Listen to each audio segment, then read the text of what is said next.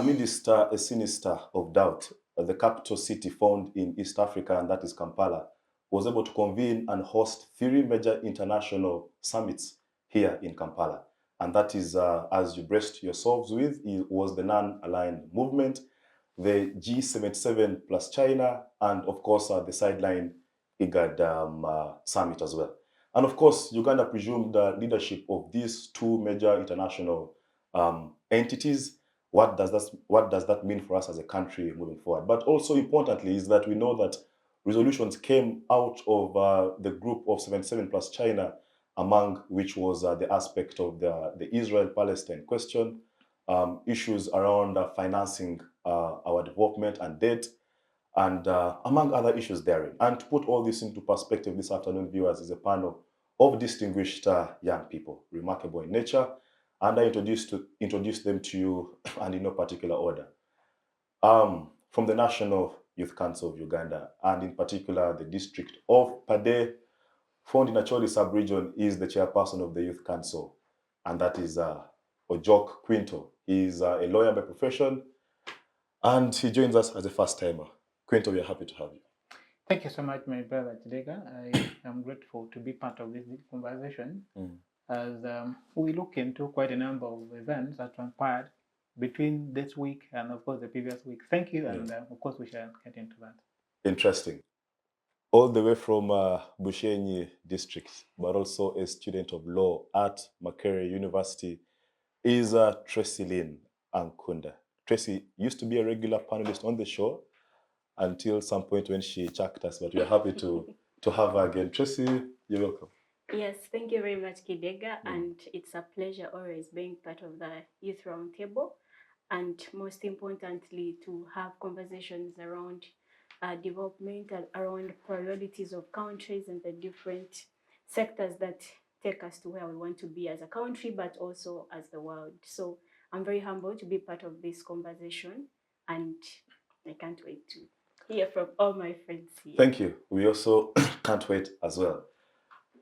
An economist by training and by profession, and a member of the District Youth Council of Kampala, a member of the Alliance for National Transformation Youth League, is Laban Kato, a vocal individual. Those of you who are in youth spaces, I'm sure you've come across his comments, his views. Well, the Youth Roundtable has him for the first time this year. Ndugu, we are happy to have you. It's a great pleasure to be here. Happy New Year. Some of you have not seen you since last year. Even we haven't seen you since last year. For you. But it's a great pleasure to be here to discuss the issues surrounding the different conferences and summits that have been happening in the corridors of Kampala, that is Entebbe. Yeah. So it's a great pleasure to be here. I look forward for the legendary discussion. Interesting. So let's just begin right away. Uganda has assumed leadership of these 2 organizations. Let's just, an icebreaker for the viewers, that what does this mean for Uganda? I don't know. As Azerbaijan has been chairing it, was there a difference in the way things were being done in Azerbaijan, but also moving forward for Uganda for the next 3-4 years? Do we expect this chairmanship to come with a difference? Quinto. Well, from the African perspective, my brother Kidega, you will agree with me that once you are the head of a family, in most cases, your decisions will override the decisions of others. And I must also, from that perspective again, ask you to agree with me that the advantages that will come with that, on as far as the implementations of the resolutions are concerned. And that would mean that Uganda will have active participation in the implementation of resolutions that came along with these summits. Now, in my view, of course, it is also a pleasure that we have the chairmanship of the G77, as well as, of course, the NAM, and that will also put us, of course, on the table of discussion on as far as our issues, the global issues are concerned. Now, you will agree with me also that regarding this, of course, global organizations, there are quite a number of issues that, of course, arose And you noted so far, there are about 5 that we highlighted them. And that is to begin with, there are some global issues, like, of course, we have the Palestine Israel, we have funding, and majorly we shall focus on that. We have the global funding, we have, of course, including SDG, and also we have the question of sovereignty. Now, there are so many issues that arose in the region. And the UN Security Council reforms. Yes. Now, let me actually pick one, and that is UN Security Council. You will agree with me that under the UN Charter, there are memberships of that council. And I think you would also agree with me that Uganda has never been a member of that council for all this while. And when that council came into existence, of course, under the UN Charter, there were 5 membership permanent. And that was in between the year 1940, around 48, 49 there. When, of course, we have the US, we have the United Kingdom, we have France, we have China, and then Russia. Those were the permanent members. And of course, along the way, members started advocating for, of course, reforms. These reforms, the conversations around these reforms did not begin today. It started way back. And of course, that's when they agree that ordinarily, if we could increase the membership for purposes of transparency, wild transparency. Now, it also prompted an increment from that 5 to 15. And of course, I think 11 more members were admitted into the UN Security Council after that conversation. Not permanently, though? Yes, those are non-permanent members, but the permanent members are the 5 that I talked about. Yes. And of course, other non-permanent members were also, of course, advocated for, and they joined the same table. Now, the advantages that come with that is that in cases of crisis, we have seen Uganda get into, of course, regional crisis like with the Congo. We have seen a lot of conflicts that Uganda has had with the Congo, also prompting them to go before the East African Court of Justice for, of course, conflict resolutions. And then we also have this question of funding. Now, Uganda has always suffered sanctions as far as these fundings are concerned. And you will also agree with me that being a chairman of these summits, of these international organizations, Uganda stands at the advantage of also having a say on as far as decisions that are taken to, of course, take them off its concern. We have seen SDG that was suspended. Was it 2022, 2021, around there, when SDG was suspended? And you know, a number of projects in Uganda were affected by that suspension. So that implies that as a country, we run the advantage of course, having a decision on these global organizations. And also, at the same time, we also have the advantage of selling the ideas of promoting our, of course, promoting our the activities we do here, and of course our productivities. I want to conclude with the question of sovereignty. For quite a number of times, or for quite often times, we have seen question of sovereignty also comes in, and Uganda has not been an exception. You will also agree with me that the question of sovereignty is an ability to run your own affairs without any alien confrontations or disorganization, and that is, of course, foreign interference.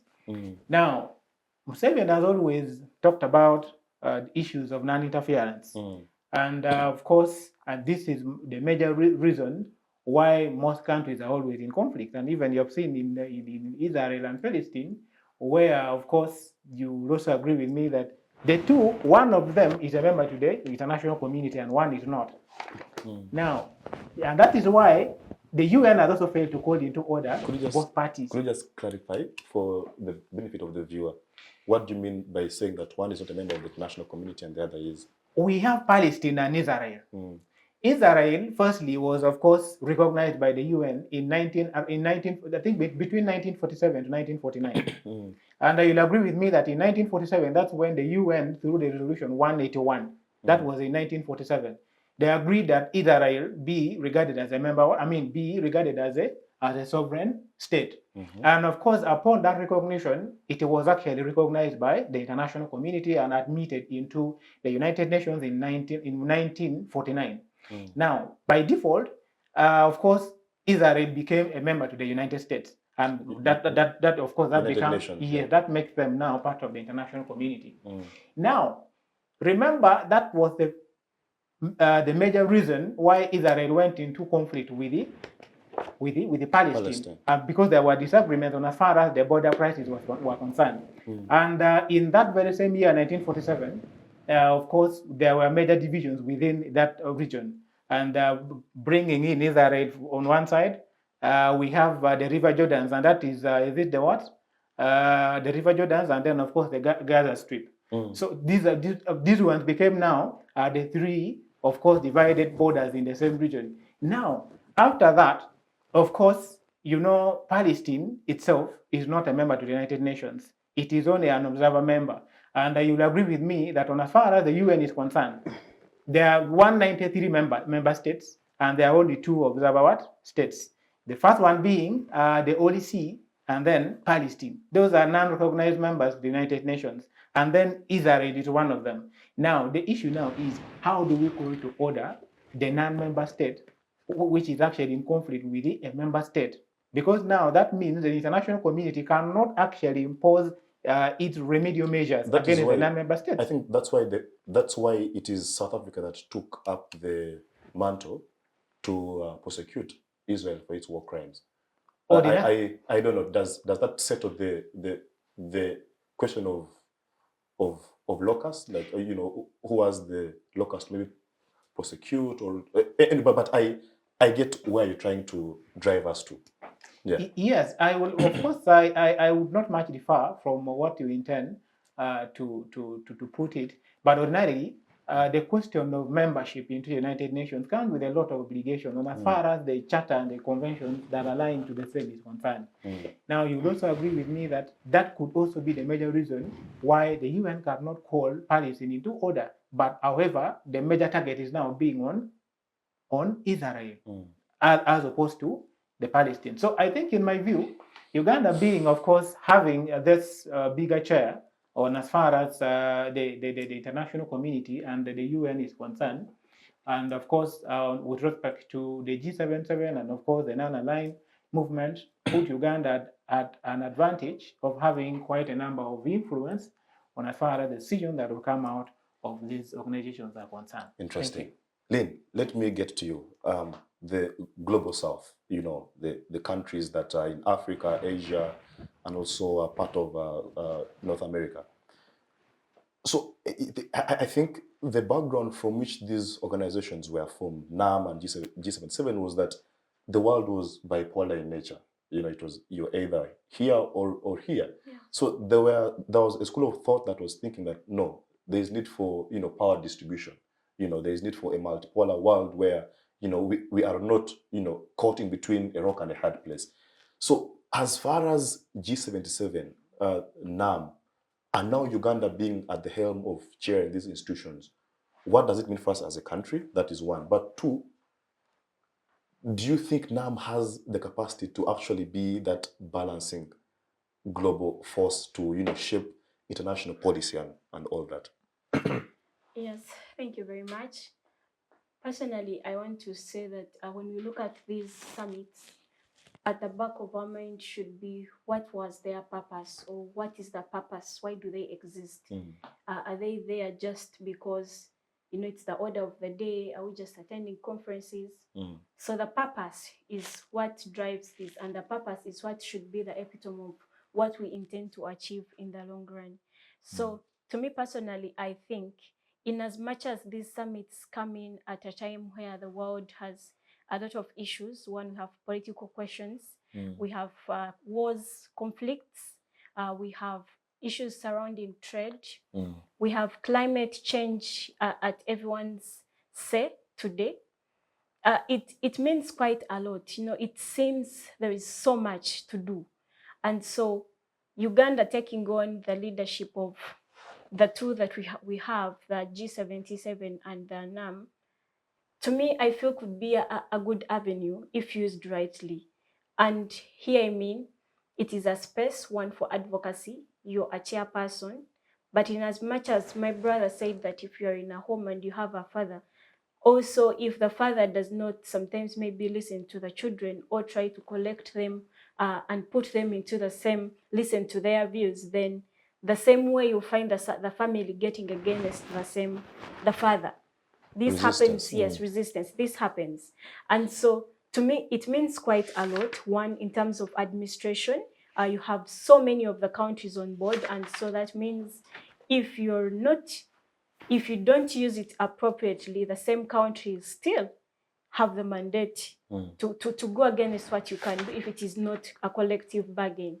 And then also, importantly, is that when you look at aspects of, for example, the UN Security Council, I believe that the General Assembly has the mandate to, under the advice of the different permanent members and other members of the UN Security Council, they have the capacity to set up resolutions. They have the capacity to also come up with reforms. And so I believe that from what we see the countries that have been represented, starting with maybe the Secretary General, Guterres, you see they have goodwill. You see they have that feeling that, this is an injustice. Africa needs to have a permanent member on this committee. And so it becomes sort of a relief, but also the bureaucracy and the systems and how it is going to be achieved is a question that we need to look into. But I feel it has more of an advantage being the cheerleader of this all, but it also has disadvantages in case things are not done the right way they should be. So Uganda, we are a struggling country. One, we are looking at for example, the G77 is looking at how can they negotiate? How can these developing countries also come along? The president, or the theme of this was leaving no one behind.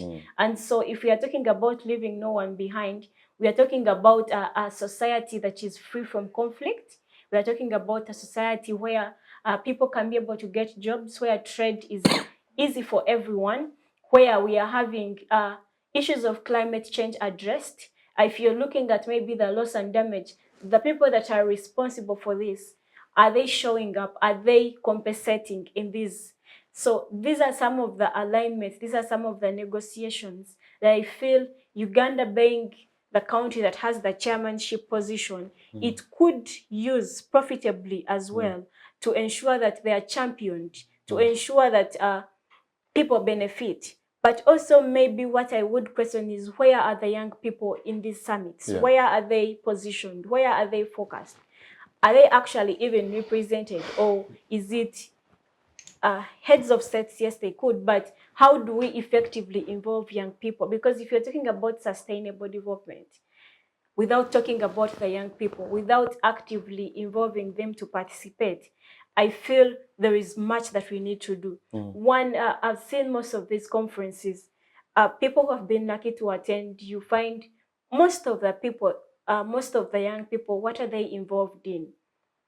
They are cameramen, they are maybe in charge of breakfast, or maybe they are influencers on media, maybe but they are not part of the discussion decisions and the discussions. And in the long run, these discussions are going to affect us. In the long run, what they say, it will affect us. So if the young people are only seen as objects, are only seen as, yes, people somehow, we are not saying the work is not good, but we are saying, where do we position ourselves as young people in these summits? Where do we pull up? Where do we begin to speak? Where does Trassyleen or where does Kidega show up and say, this is what I think can be done? Where is that voice of that young person? And because majority of the population we have are the young people. And so if we leave the young people behind, then we still have a lot to do. In as much as we have had scenarios and instances of intergenerational gaps, trying to bridge them, we are still lacking. But maybe what I can conclude on is an idea on sovereignty. Sovereignty is very, very, very key, but also we have seen it not work most of the times. Because one, we are relying on external influence. One, we need funding. Two, we need, maybe some people have gotten advice in terms of political contributions. Technology is evolving. We have so many of these people in our countries. And so the sovereignty part, if if you are negotiating sometimes with a country and you're saying, this is what we should do. For example, I saw the president talk about matoke and processing. If you're saying this and then the other people are saying, can it be this, you know? And so in that process, some of the terms and conditions, you might switch them.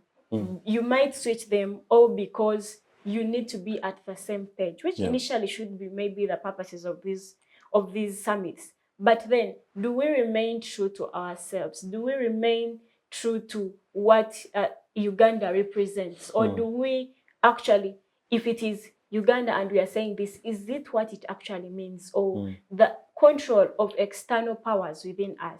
Are they helping us? Are they negotiating to listen to us and not leave us behind? Or do they also have some terms that sometimes they put on table for us that end up changing the sovereignty, that end up putting us into a chain, you know, into a chain? And so sometimes when people are at chains, they end up doing things they're not supposed to do. They end up going the wrong way. And that way, it becomes challenging. So I do believe that, yes, these summits are very important to us because we can use them effectively. We can lobby, we can advocate, we can give views. But importantly is that we must not leave the young people behind. Thank you. Very interesting. And just to put it into perspective is that, to me, you introduce a fundamental question of the young people, because, you know, it's a question of, I think it was Mamdani who talked about it in his book, Neither Settler nor Citizen, is that how does a country treat its people? You know, like, do we care about the infrastructure of the country only when we have visitors coming?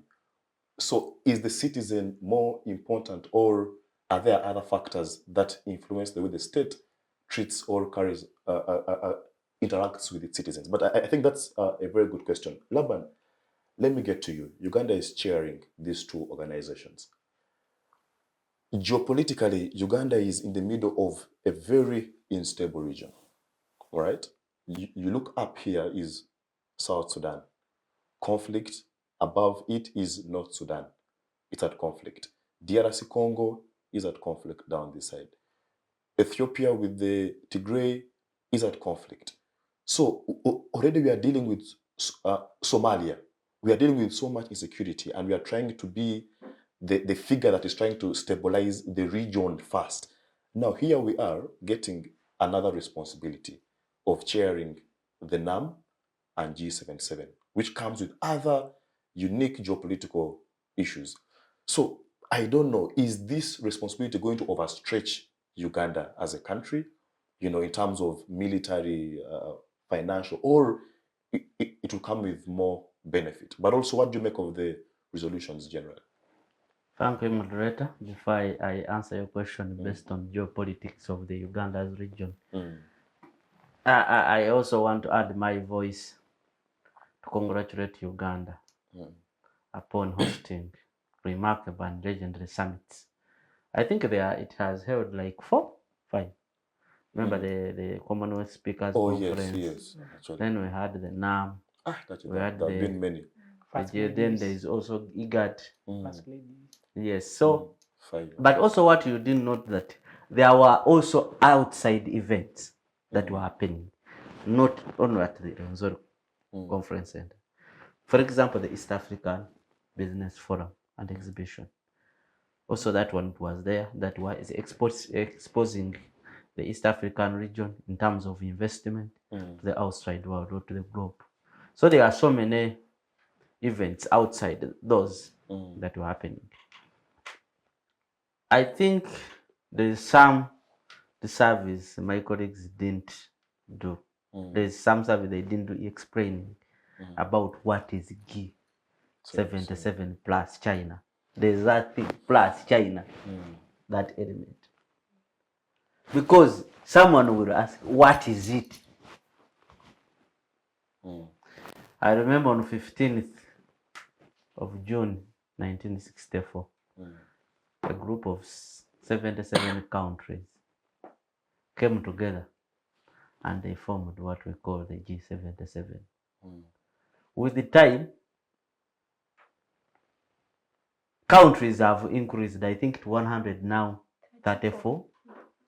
But the name G77 plus China was maintained because of its significance in regard to its establishment.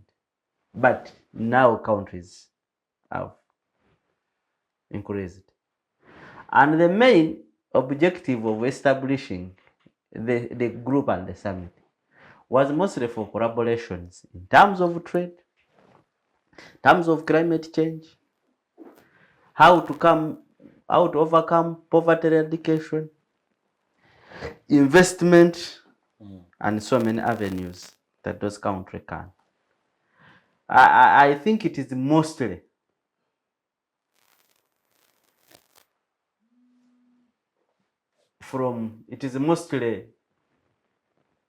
or it comprises of mostly countries from Africa, Asia, Latin America, Caribbean, some countries from Caribbean, and others. I haven't seen countries from Europe. No. So that's why I think it is called South Summit. So, before I go to your question again, mine is to look first at what are the benefits of Uganda hosting mostly the G77, the most recent. We should acknowledge that there has been benefits in the print, but also there have been challenges. But I want us young people to look at the bigger picture. In any event, you will expect challenges, but what is the bigger picture of Uganda hosting such summits? One, it exposed Uganda to the outside world. What Uganda is. The recognition that Uganda got is remarkable.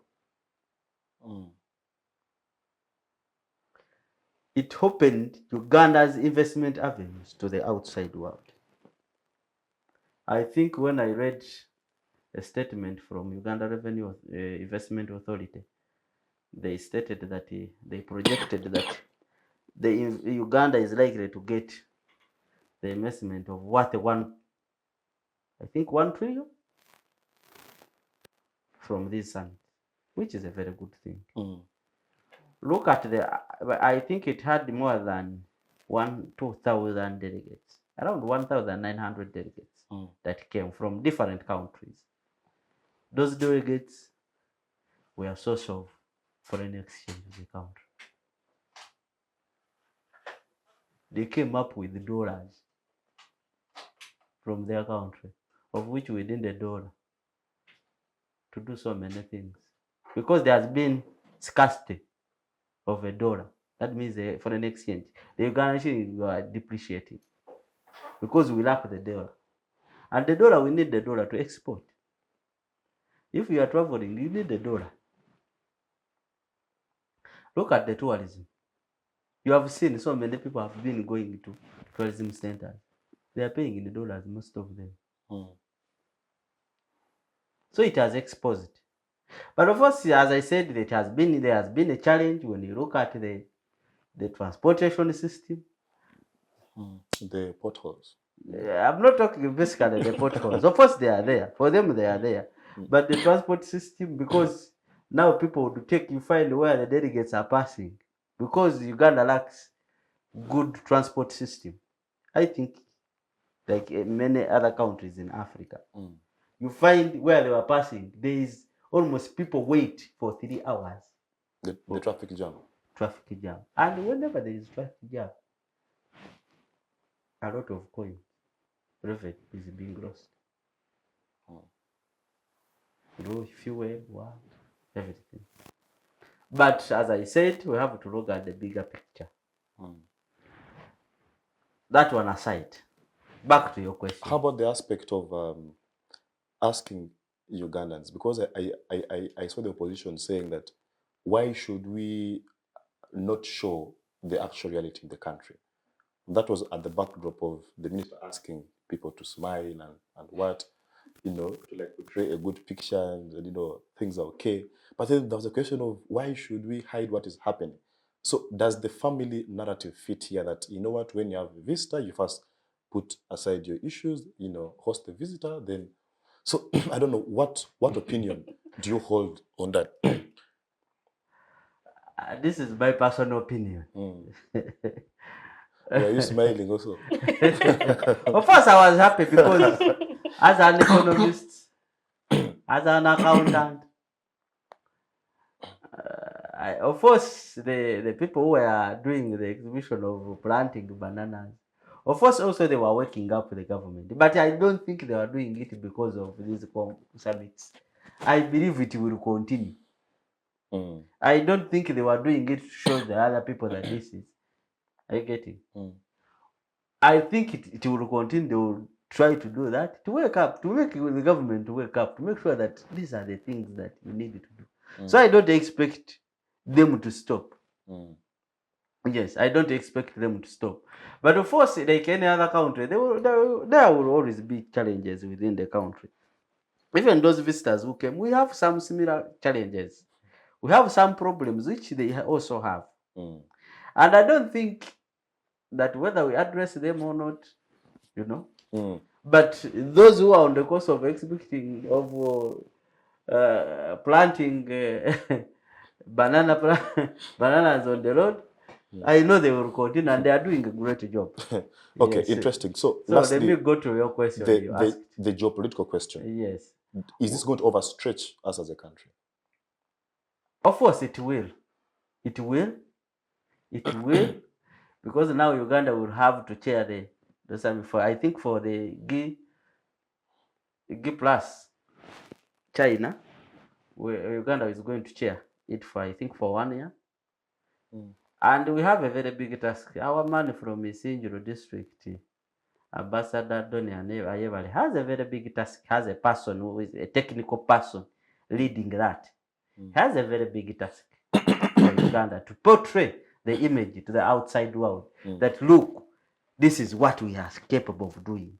You see, Museveni, President Museveni, when he was in his statement, he said that the chairmanship of Uganda will focus on 3 things. 1, enabling participation of people in all spheres of life, in terms of production of goods and services, movement of goods and services, enabling them. Then he also talked about enabling the infrastructure in all sectors of energy, information and technology, and transport. If he's saying that he's going to focus on that, I want to see that year where Uganda took the seat. What is going to happen to our transport? Are people going to continue planting banana on the road? Or what is going to happen? But then the geopolitics about it, Uganda, it is going to stretch a lot. And it will not only look at that, it will also put a burden on our economy, on our digital economy. So Uganda, it is going to be stretchy because we have our internal issues here. We have our neighbors. But of course, as I said, we have to look at the bigger picture. Whether it is stretched, because you see, in your family, you cannot say, I am not going to do this because it's hard work, yet you know there are benefits. True. There is a lot of foreign investment. So we have, whether Uganda is going to get stretched, what is the bigger picture? What is the real returns? So just in summary, the higher the risk, the greater the benefit. Exactly. Quinto, let me come to you and let's just begin to now delve deeper into the actual issues that were discussed. Let's begin with the Israel-Palestine. Both NAM and G77 condemned in the strongest terms possible the actions of Israel against Palestine. Of course, the matter is before the ICJ, and I don't know if it is sub judice, but we can talk about it. So, I don't know, do these groups have capacity to call Israel to order? Thank you, my brother. I am grateful that my good friend and my brother Kato has tried to stretch into that, of course, very elaborately. But I would like us to first understand this from the perspective of the international community. You will note specifically that there is no problem affecting the entire globe that the international community did not anticipate.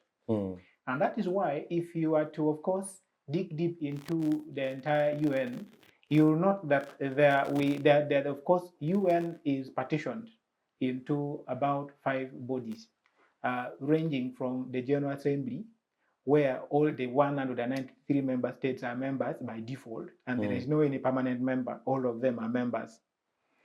And of course, this is now, of course, what we would call that, of course, the supreme decision-making body of the international community. Down there now, that's when you find Security Council of the UN.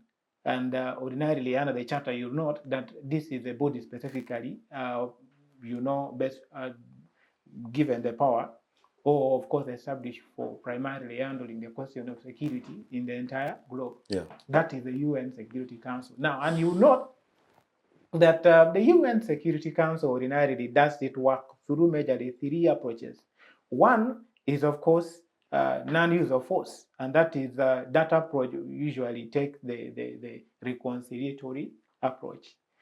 And of course, down there now we have sanctions. Another approach through which the Security Council can also deal with, of course, indisciplined member states is also through sanctions, and which sanctions can also take different forms. We have economic and diplomatic. So these are approaches through which, of course, also the Security Council can call members to order. And then, of course, finally, is the question of use of force to bring you to order. So these are, of course, the approaches that for which the Security Council of the United Nations has been established. Majorly 3 that I've talked about. One is, of course, reconciliations, and then 2 is the question of, sanctions, and then finally, of course, force in case you do not comply with what they recommend. And then, of course, down the UN Security Council, you'll find economic and social. But now, just to interrogate that a bit, because now, isn't the Security Council at crossroads? Because couldn't there be an aspect of conflict of interest, and therefore their decisions, their actions can be seen to be unfair? Because if you have a country like the USA that has openly come to support Israel's actions, you saw the statement by the Secretary of the Pentagon openly supporting the actions of Israel and calling Israel an ally. Then you have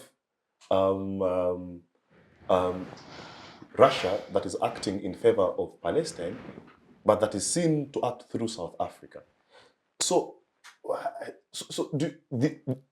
these countries are mad in the conflict. Can they be the same ones to offer a solution?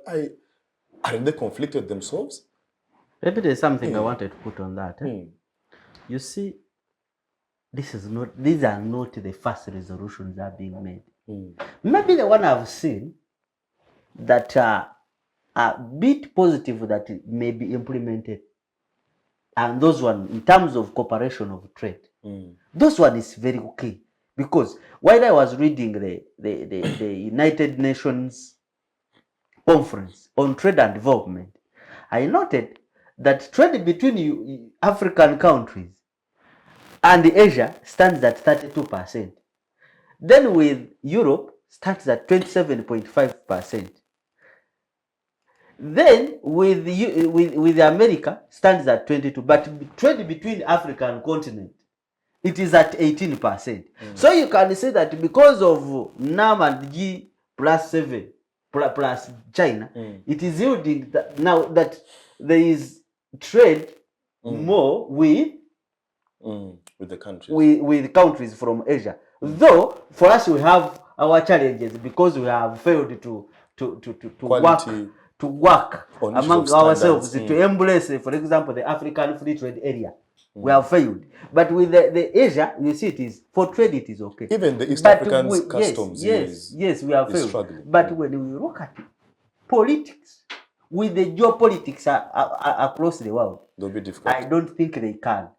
This one said that Uganda, by the way, admitted, Uganda has had a chance to be on the Security Council. I think Orara Otunu represented Uganda in the early 80s.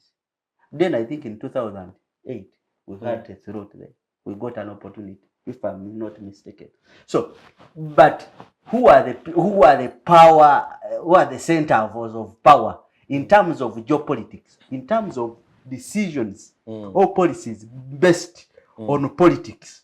You have to look at. There are some decisions which will not make sense. Now that one for Palestine and Israel, these are not the first resolutions. They are not the first resolutions.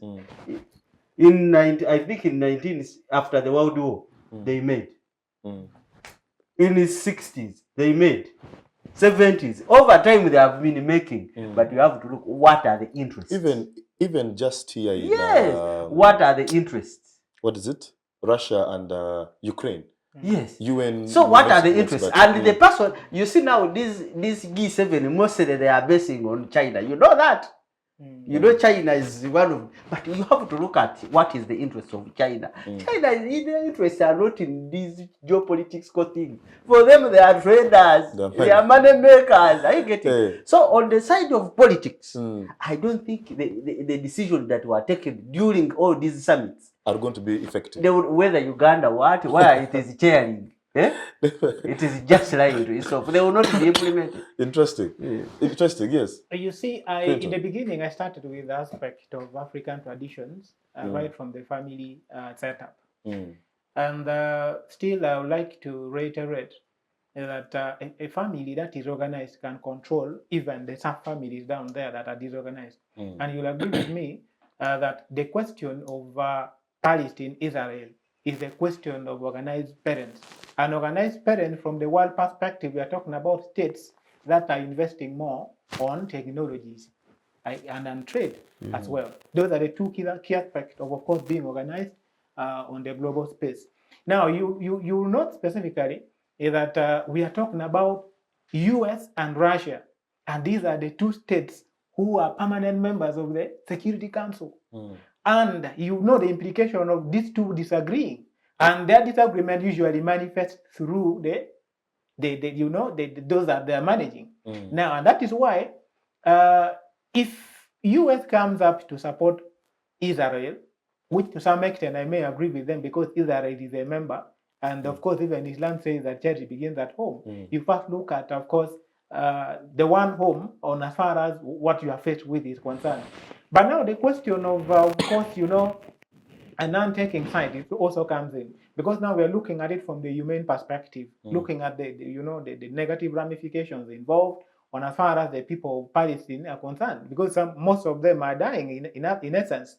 So I think looking at what is happening in the entire globe right now, you note that of course there is influence. And these influences are coming from those that claim to be the owners of entirely the United Nations, because they're not only the owners of the Security Council. Now, that brings in the aspect of what you are saying, the conflict of interest here, because now those who are permanent members are involved, much as they are not directly involved, but they are involved, and that informs of what actions will come after. And that is why you see now Russia trying to fight from the other side through South Africa, and then the US is coming in to say, but you see, this is our member, and we cannot leave Israel out. But the question now is, can that be put on table a lasting solution on as far as these two states are concerned?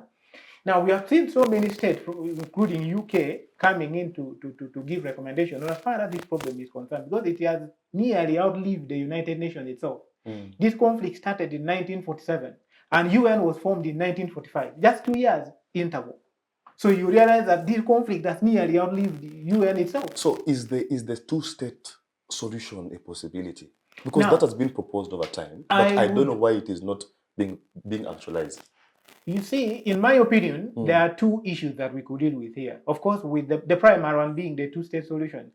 We have noted already that when you look at these three, of course, divisions in the entire region that are fighting right now, the Israel on one side, the Gaza Strip, and of course the River Jordan on the other side. And of course now people are coming to say, why can't we, let the Gaza Strip and of course the River Jordan be one state, and then Israel be one state on the other side, and then of course we create a clear and a distinct border that can actually help us see this continuing conflict. You see, the conflict in Israel, between Israel and Palestine, much as the international community seems to regard it as a military and of course political conflict, but traditionally it is a religious conflict.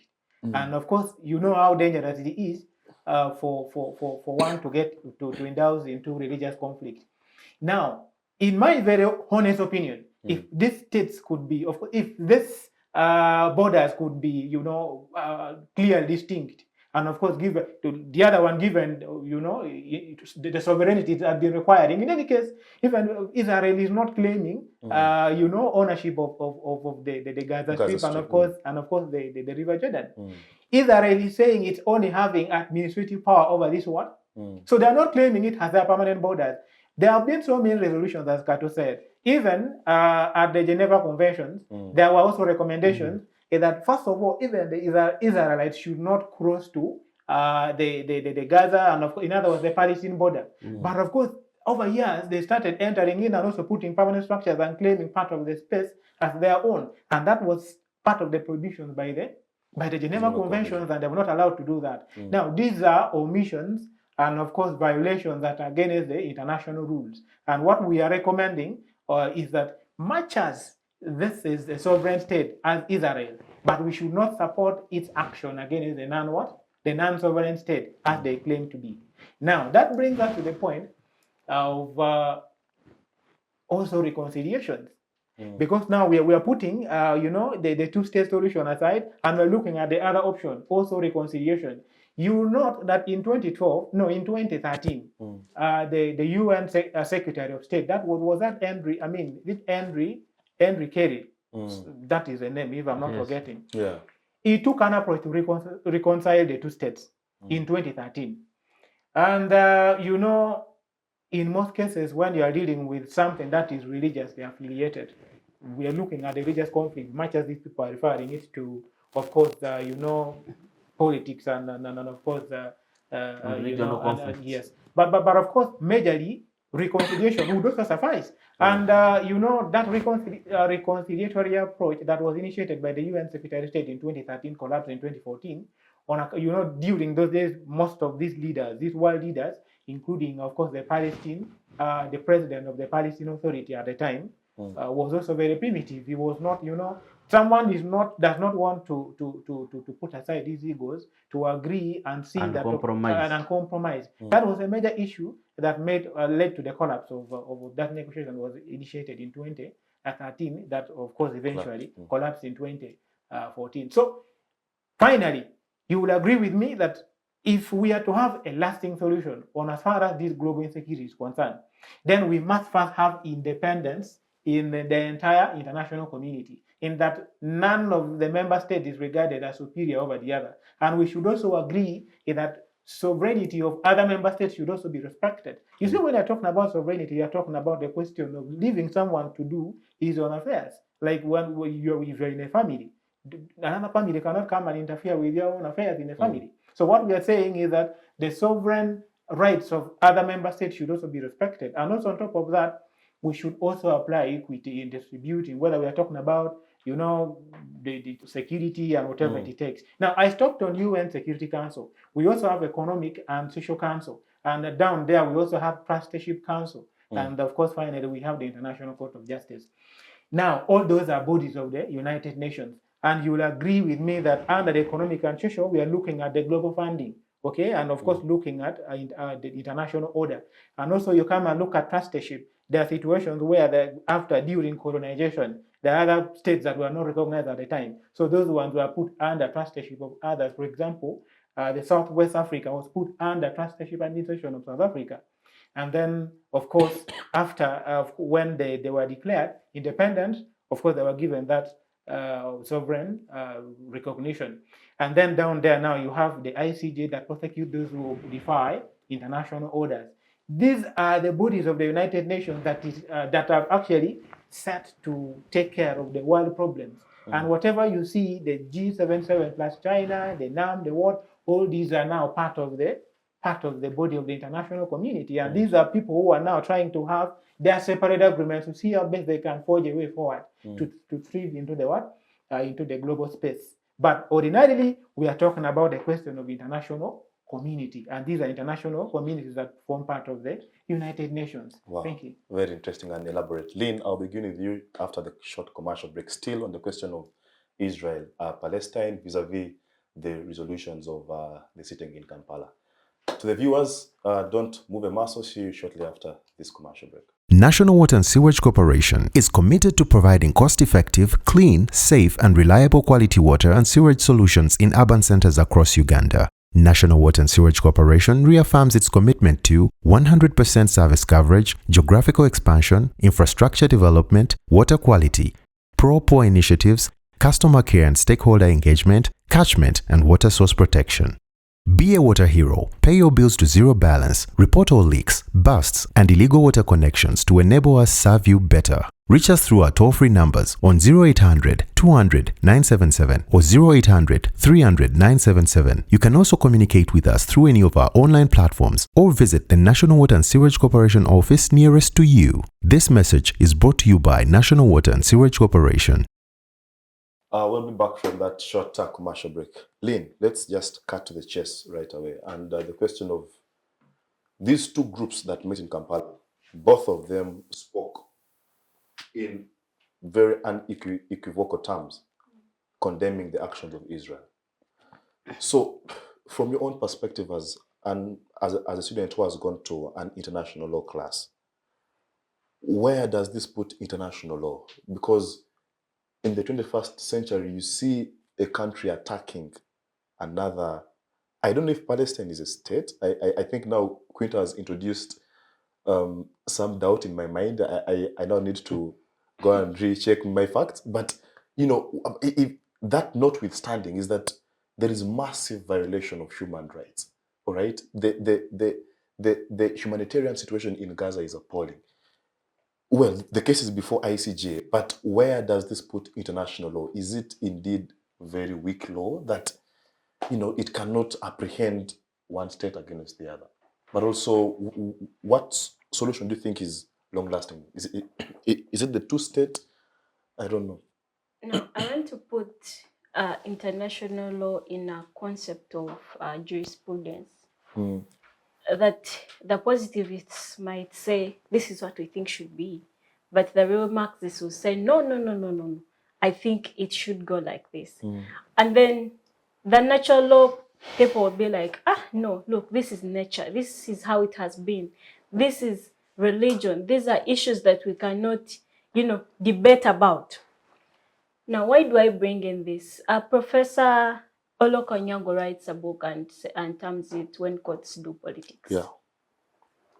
I'm trying to bring in a concept that politics seems to have engulfed each and every sector that we have.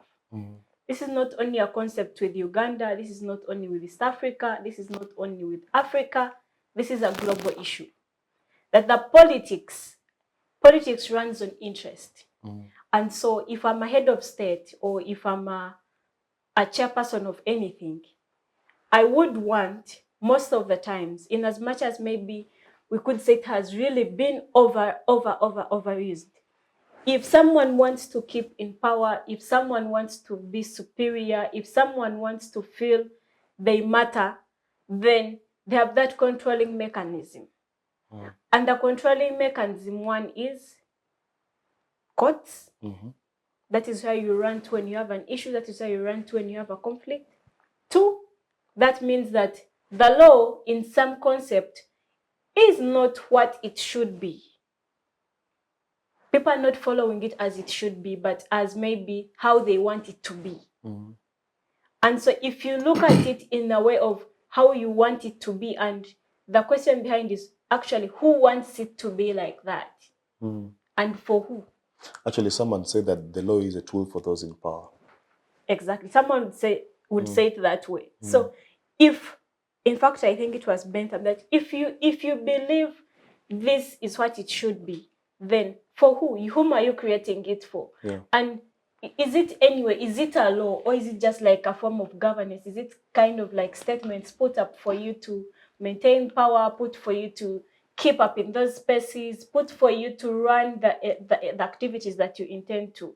So when you look at Russia, when you look at the permanent members of the UN Council, when you look at the ICJ, for questions of interest cannot be dealt away with. You cannot say they are not there.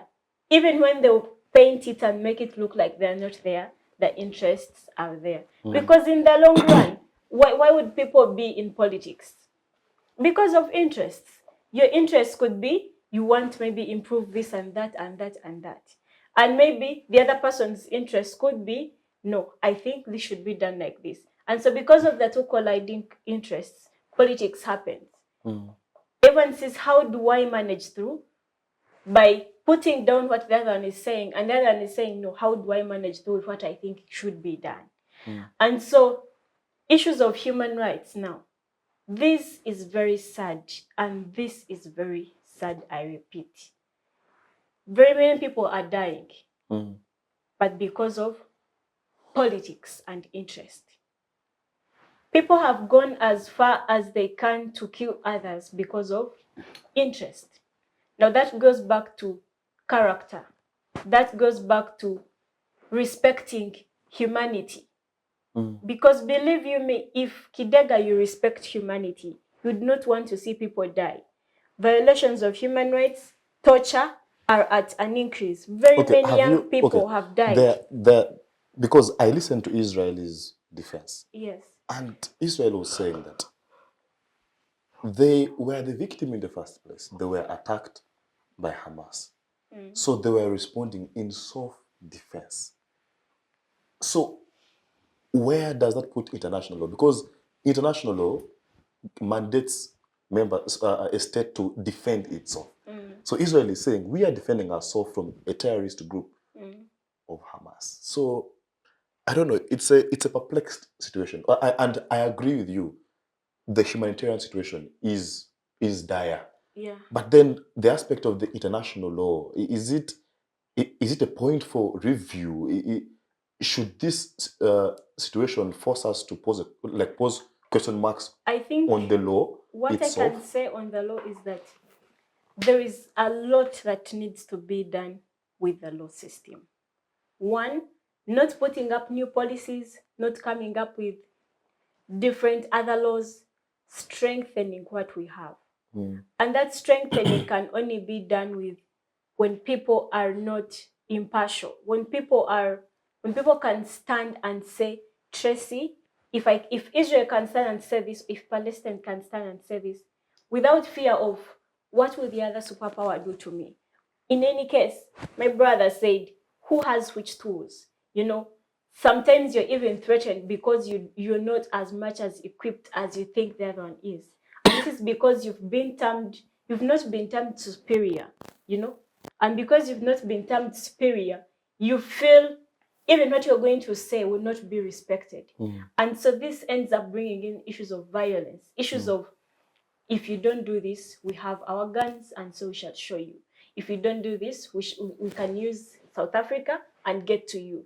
You get? So it's still a very big and broader aspect of the law. But what I always say is that we cannot lose it all, and so we must not lose hope. This is a generation where we've seen processes, we've seen technology evolve, we've seen new ways of case applications come in. You can do online, we have also had a scenario where we did not even have these courts, but we had resolutions made, we had culture settings, we had beliefs in societies and communities, we had issues of fronting harmony, issues of saying, Israel, can you come here? Palestine, can you come here? But now, with the atmosphere that we are in, who can say, come here? Who can call? And who will show up, and for who? The pressure behind, the politics behind, the evolving scenarios each and every day, I'll still hinder. Kato said that political question doctrines are very, very, very hard questions to deal with. Very hard. But also, we should note that they are very, very, very fundamental, because in the long run, how everything is played affects us. So do we sit and say we have given up? Do we sit and look on? Or do we say, those ones, they'll sort themselves, let them, we shall see if all people are to die. After all, we've seen some people die and sacrifice for other governments to come in. Should we let them die? Maybe when they are all done, will it come to peace? Today it is Israel and Palestine. Tomorrow it can be Uganda and Kenya. Tomorrow it can be any other country.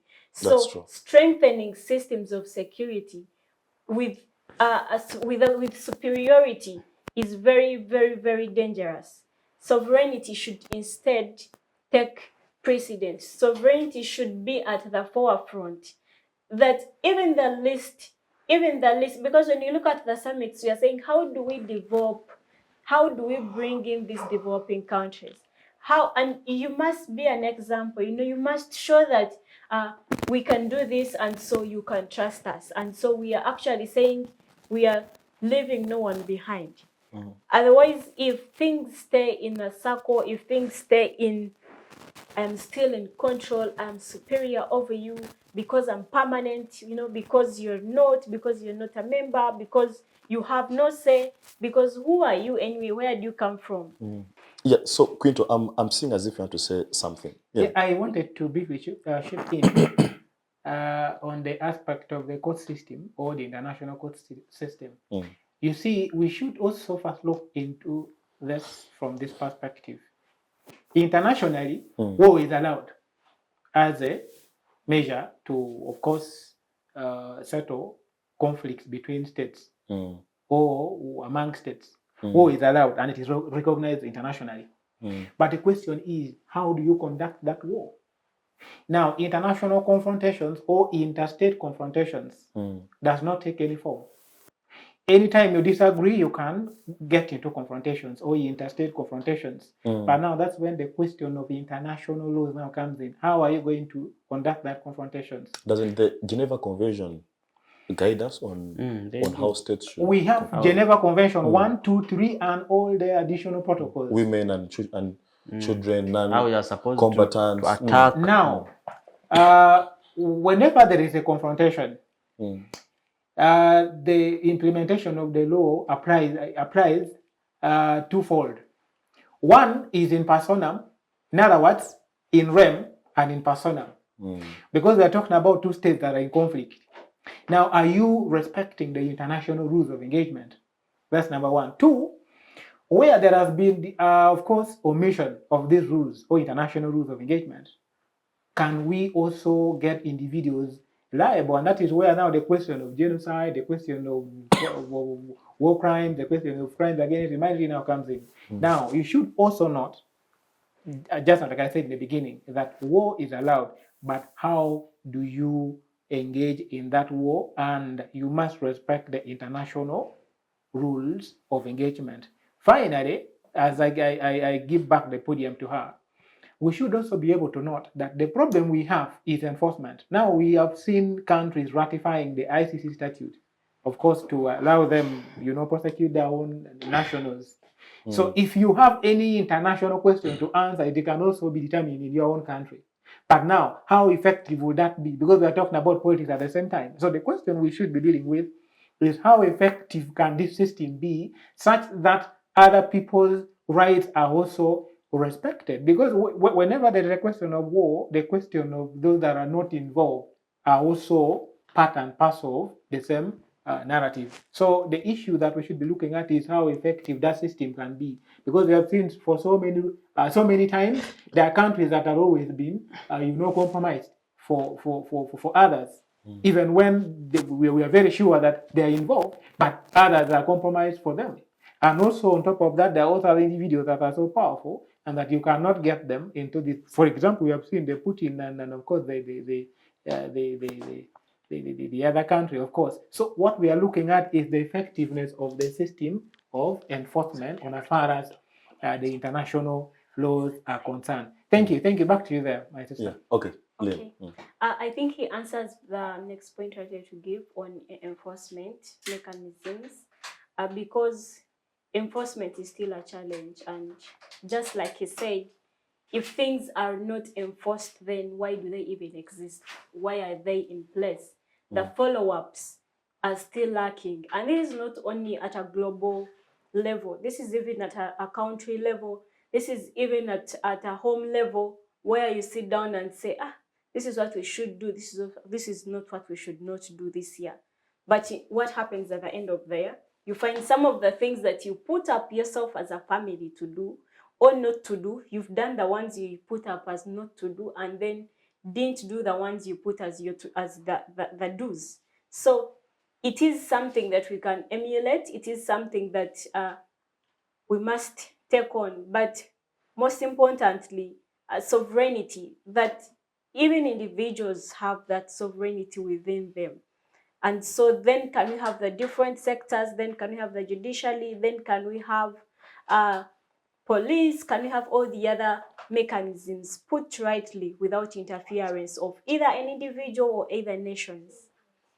Yeah, that's all I can say. Okay, interesting. Laban, I want us to conclude on the Israel-Palestine and move to the other resolution on the aspect of how best can these member states manage their public debt and finance their national development. One of the aspects that I would like us to point out to is because the president and the chair of these two summits emphasized the aspect of cooperation. But I don't know how possible this is, because we have the East African Common Market Protocol. But even today as we speak, there are issues between member states. Certain goods cannot move from country X to country Y. You see even flights to Tanzania. Exactly. Between Kenya. We have the African Continental Free Trade Area that you mentioned earlier on. But is it an actual reality? Now here we are, imagining even a bigger economic cooperation. Yet we cannot cooperate at the smallest level. So I don't know, these are good ideas, but how can we make them more practical? I think we need reforms in terms of how successful those cooperation can work. Because if you look, as I stated earlier, that trade between Asia and African countries is bigger than than African countries themselves. You can imagine. Is bigger than the African countries themselves. That we have failed to promote our thing here in Africa, but we are promoting something of the UN, and it is almost working. So there are challenges within the African continent based on political, social, and economic. Things regarding the debt in Africa. Of course, you see, they called cooperation. Of course, Uganda, you know the reason why it was calling for cooperation. Because Uganda does not have now the only thing it has, it will through those countries to get loans, to borrow money. Because you know that in August last year, the World Bank decided to review its portfolio to Uganda. True, yeah. So Uganda remained Uganda has only the chance to get funds from those countries which are members of what? Of G7 plus China. So when President Museveni comes and tells you that trade, cooperation in terms of public finance, he knows what he's talking about, because that is his only hope in the Asian and Caribbean countries. That if we want help, you will not expect UK or to give you a lot, like as much as help. Like what Cuba is going to help you. You remember during COVID, how we are getting help from Cuba, based on even on experts to come. Cuban doctors. Yes, doctors. You know, that is the reason why you see. So he's calling for cooperation in that, because he's now constrained on where to get loans. The public debt, as I talk, I think as at June 2023, when this financial was starting, stood at 80.8 trillion, which is equivalent to 21.7 billion USA dollars. And of course, we see that the percent, the debt to GDP ratio was reducing by I think 6% from 46 I think 0.8 to 48.2. It was reducing, which of course it is under the government target of 50%, but also the shareholders enshrined in the charter for the fiscal charter for responsibility charter of 52.4. But now the government of Uganda has to work hard to make sure that it gets funds from there, to make sure that it can finance its public expenditure. Because look, revenues here in Uganda, according to the financial year, when the Minister of Finance was reading the budget, he projected that this financial year, the ministry or Uganda expects to collect 29.4 I think trillion from revenue.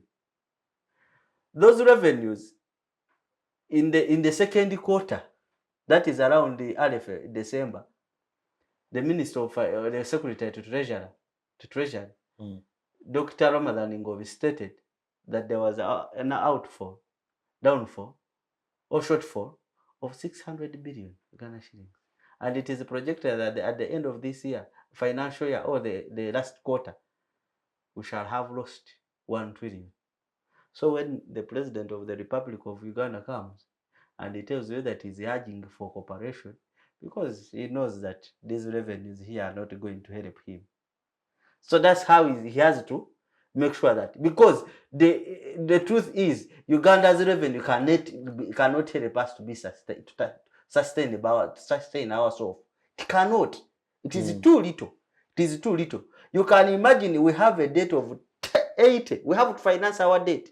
We have a debt of 80.8 trillion.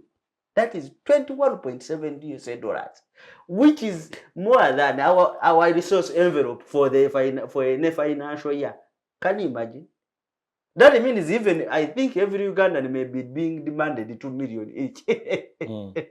Are you getting? So when we look at that, when Museveni calls for cooperation in terms of trade to Asia, because he knows that Africa still has a problem based on culture, based on social, religion, that is one of the things that have hindered political problems in Africa, that has hindered trade, movement of goods and services, movement of people. You see, there is a problem when it comes to trade among themselves, traveling across. One time I was here, I told you that moving from one country of Africa to another, it is more expensive than moving to some countries outside the African continent. Are you together?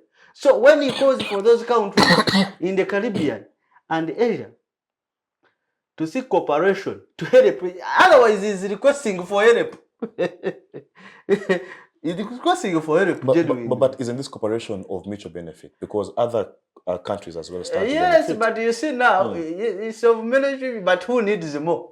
Even if I know I need something from you. And you also need, but who needs more? But isn't that the principle of Ubuntu, that our shared prosperity is in fact the most important thing? Why is it that they have failed here? You mean we have failed? You saw recently that Kenya had issues with suspending flights, issues with Tanzania and Uganda and Kenya. Just East African cooperation, which he's always preaching. I do agree with all pillars of the formulation of East African cooperation and the customs union. Even the African continent for trade area. I do agree. But what is the practical bit of it? I get it. That's why he will come and make statements passing on Chinese, because he knows that now their Chinese are the options for his economy, for driving this digital economy. He knows now they are Chinese. You see here, most of you are having phones from China. All of you. So he knows. So when he calls for cooperation in terms of participation in production of goods and services, when he talks about cooperation in enabling the soft and the physical infrastructure in energy, technology and information and technology and transport, he knows that it is China. China. That's why he has to call. He knows that it is the Asian countries now to save him because most of the roads are financed by that, by the money from China. But yet again, you know what will happen.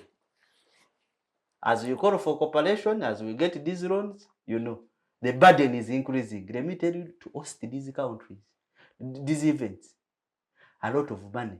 I think that center only, I think government had to borrow more than 300 billion to build that. Which money was bought domestically? And you know the impact of borrowing money domestic or local. It has now strained the private sector. The private sector doesn't have the money to give to the local what? That means the local investors or the local manufacturers and enterprises do not have money because the banks will not give them. The banks are okay to give the government because the government, it is risk free. But now the private sectors are going to look for money, they cannot get it. And the debt burden is increasing. I'm even worried. You people, you should be worried with this debt burden we are going, because it will be transferred even to the next generation. Not even the Museveni's family. Some of them are growing old. I'm so sorry. Some of them, our parents are growing old. They will not. But it's you, the moderator. This one, my friend Trassyleen Ankunda Quinto. Well, you should get worried. And these are things people don't want us to discuss. 80.8 billion as at 30th of June. I think now it has increased. It is going to 100. How are we going to finance that? We shall continue begging China, and they will exploit us. Interesting. Quinto, these groups propose that we need to cooperate. We need to be able to have trade within ourselves if we are going to get out of this poverty. I don't know.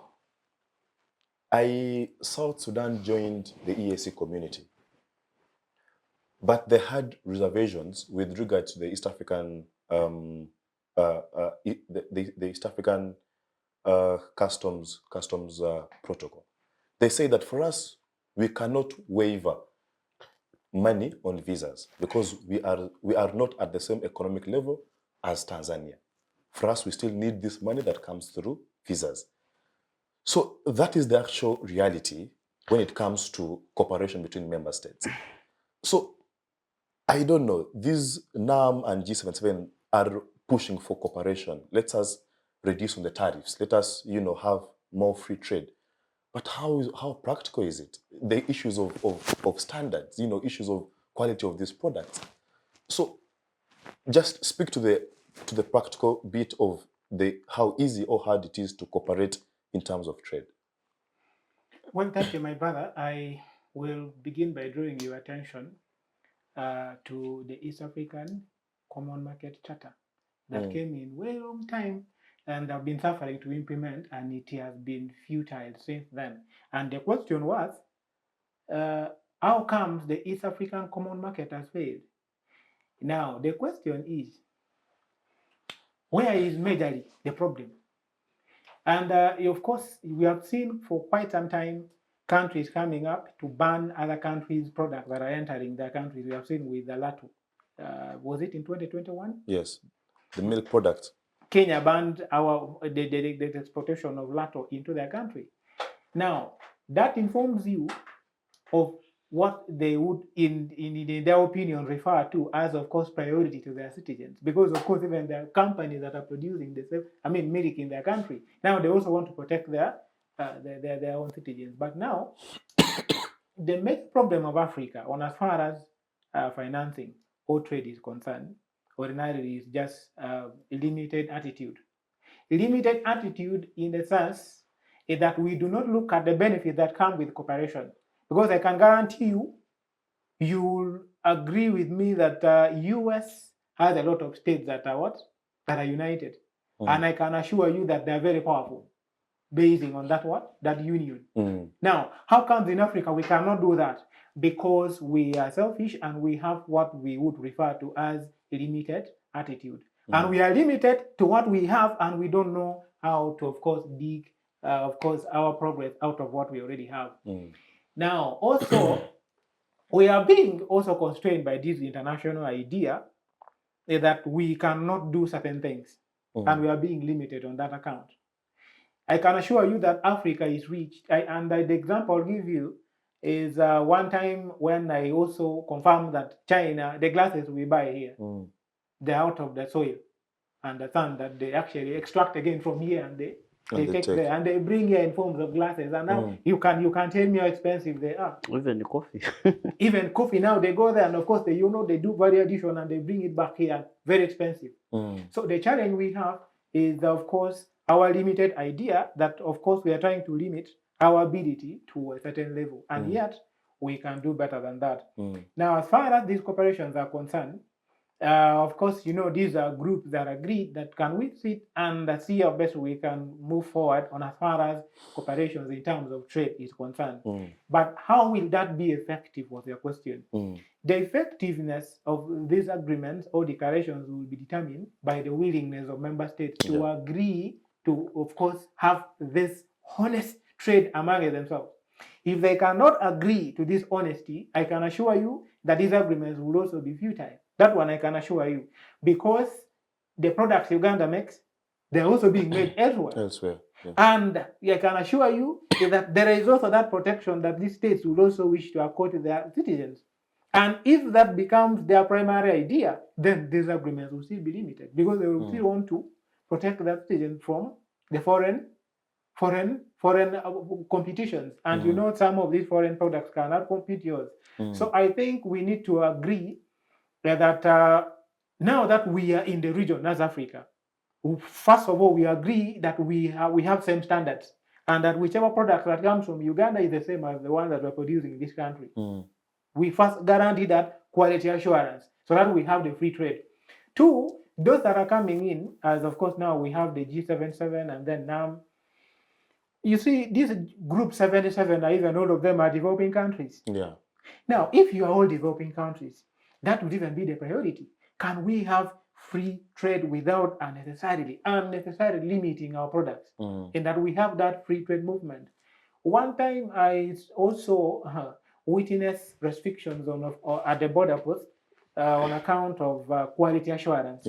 And someone goes there and parks for quite a number of time because they still want to guarantee quality. What if these goods are perishable?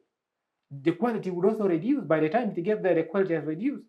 For example, this milk that we are banning, some of them, they are constraining their entry. And of course, after some time, this milk can also run out of quality. So I think we need to be honest here on as far as our prosperity is concerned. If we still want to, of course, agree that we need to move forward our prosperity, we should agree that we have one agenda and that we do not much differ in terms of quality products that we have here regionally, and then, of course, including other people that want to form part of this particular group. However, the problem of Uganda now internally also, I wanted to also look at us ourselves, because I've seen for quite some time there have been a lot of restrictions on the quality that we produce here, and there have been a lot of comments that they cannot compete the foreign markets because of their qualities.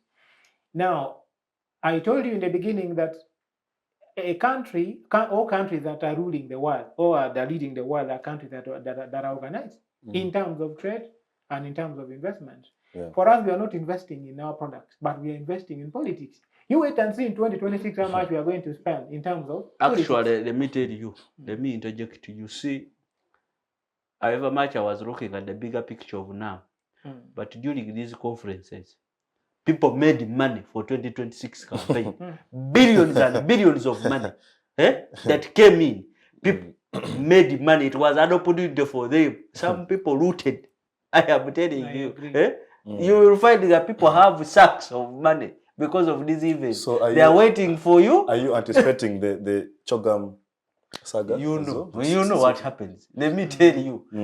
People have a lot of money now. Those ones, and you are going to see how they are going to splash money in 2020. That is true. They're starting from next year. It was an opportunity for some people to make money for 2026 campaign. Some people are not looking at the bigger picture of hosting that. Let me tell you, these conferences, people, business, however much they made money, but let me tell you, people have rooted. I can tell you, you know, even you know, moderator, that it is always an opportunity for some hyenas to eat. True, that is true. So ordinarily, if I would were to advise this country, I would advise that we refocus our energy on investment in terms of course, our products, as well as, we have a lot of products we are producing right now. I would advise that we elevate the capacities of the industries. We have the Atiak sugar, because now the question of sugar is also involved. I would also advise that we look at the capacities of other industries that are producing cement. We are producing so many things we are producing in this country. So I would advise that we look at the capacity of this industry, that we make sure we guarantee our quality on as far as their viabilities are concerned. And that is the major problem we have. So I think we are wasting more money on non-profitable activities than the profitable activities. And that is the problem that's going to have us onto a setback until and we shall continue on this same roundabout for a very long time, for decades in other words, because we still do not understand the importance of trade. And trade, you cannot compete when your products are in question. So I think we should refocus our energy on that, and we guarantee our competitions into the global market. Thank you. Wow, interesting. Lynn, you have the last words regarding that topic, then we shall get parting shots. I think that's what we need to understand. Yesterday I was talking to my father, and he told me, in life, have priorities, have necessities, have things you feel these you cannot do without, but also have things that there are those that are luxury. And so what should you front? Your priority should be fronted. Otherwise, you're going to have everything like in a bunch, everything like in a group. They're not categorized, and so you end up picking from here, and then in the long run you lose it out. Or in the long run you actually find you've not attained anything, because you're pushing so many things at a time. You're not having a central part that you think, this is what I should pull, this is what I should push. That goes back to us as Africans, and that goes back to us as people living in this world. What are our priorities? What should be the government priority, and what is the priority that they are putting up? That plays a context in how the financing, in how the infrastructure, in how the trade will operate, in how the exports and imports will play a role, and in how someone from deep where they are planting coffee are going to benefit. It is very sad that someone who does the actual work, I feel like this goes back to the before the colonial times, that Africans are supposed to do the hard work, and then the superpowers, so-called, are supposed to do the simple work.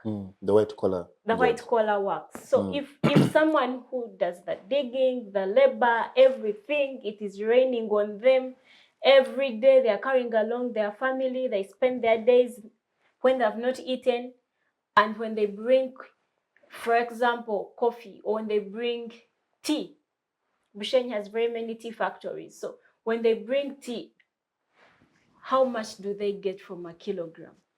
And the tea leaves are just as very, very, very, by the time you make a kilo of tea leaves, you have actually contributed a lot. Like, you've picked so many of them. The whole day you're standing, you're carrying the basket. But when someone is buying, they're telling you they're going to give you 300 shillings a kilogram. What will 300 shillings do for you? The labor you've put in, everything you've put in, you're only getting that as the reward. And so who takes it in the long run? The white collar jobs, the white collar society. Now you have done the hard labor, you have done the dirty work. it is time for me to do the finishing. But we've not thought of how do we do the finishing? How do we take a step? How do we work on agro-processing? How do we, very many people at the university doing these courses, but we have not seen them. We have not seen them, try to make a difference, try to put up these spaces. Yes, the financing is still a challenge, but we need the voices, we need those speeches, we need those people to speak and say, no, this is what should be done. And I think this should be an advantage because, for example, the president himself said we are looking at production, and so this is part of it. Production without, the processing and without young people actively seeing that today I can grow my coffee, but I can also process it for myself, and that way I can get a lot from it. If we keep doing and then it is the other side that is benefiting a lot from the hard work that we put in, then we are still at a disadvantage.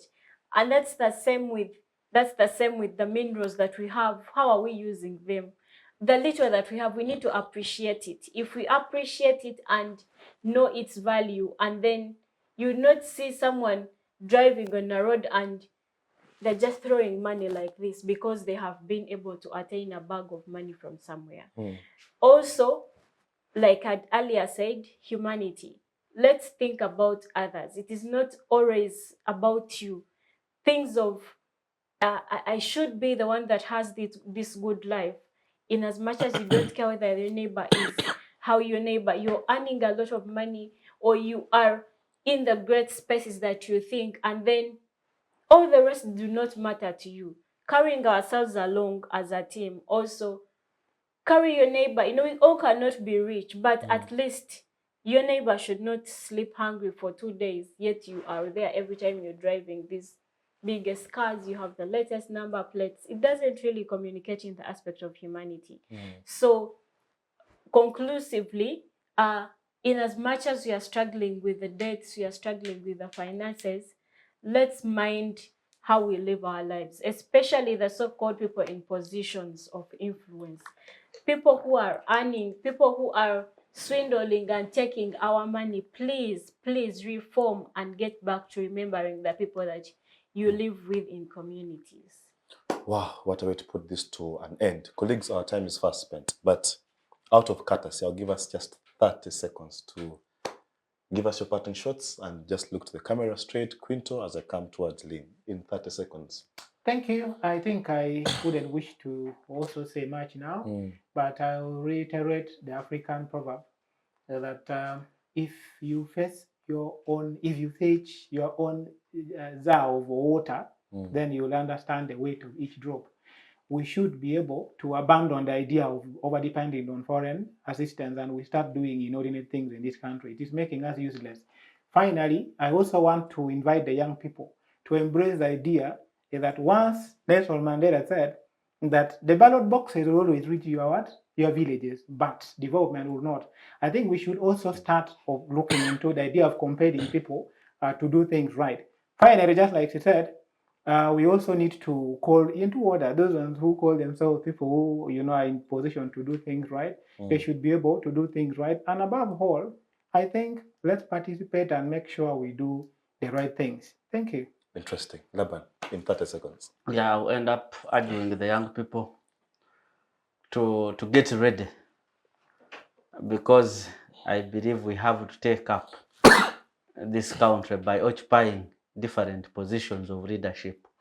So I urge the people that starting 2024, it is going to be a political year stretching to 2026. They should get ready. They participate in youth leagues of different political parties. Then the NYC next year is starting. They should also, because we shouldn't be forcing people to come and stand this other time around. People should be willing to go and stand and occupy those positions so that we can make influence in our society. I will end up also with a quote. That yes, I'll end up with yes. Warm up. Yes, they should start warming up. You like take up now. It is our duty. Yes, Kidega is our duty. It's our duty, Kidega, to make sure that young people take up this position. But I will also end up with a quote that we are pioneers of the future that we can only imagine, and our duty is to make it a reality. Thank you. Massive. Yes, Lynn. Yeah, thank you very much. And it's been a very interesting conversation. How I wish that these conversations keep up, and then collectively we can find solutions to where we can stretch to, just like Kato said. And then also maybe conclusively, I think that it is time for us as young people to see and be part of decisions, not to only wait for decisions to be made for us. Interest yourself into things, just like he said, take up positions of influence, take up spaces, and I believe we shall get there. Wow, interesting. I cannot thank you guys enough. Thank you very much, my leader, Lynn, my very good comrade, Laban Kato, Ladit, Quinto. Thank you very much for your time. Of course, to the viewers, it's always a pleasure having you every single Wednesday afternoon, and that is just the Youth Roundtable for you.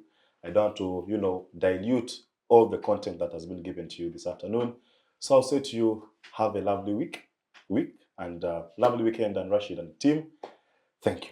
Bye-bye.